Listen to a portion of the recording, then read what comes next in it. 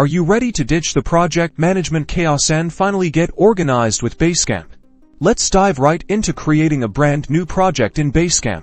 It's easier than you think. Start on your Basecamp homepage and click the big, green New Project button.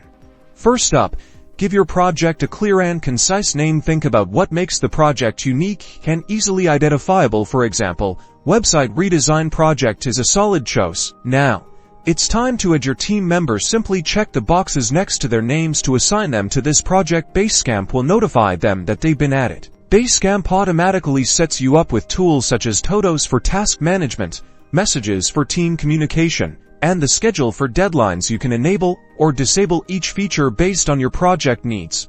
And that's it. You've just set up your first project in Basecamp. Now you can start adding to-dos, schedule events, and kick off project discussions. Get ready to experience streamlined project management and boosted team productivity.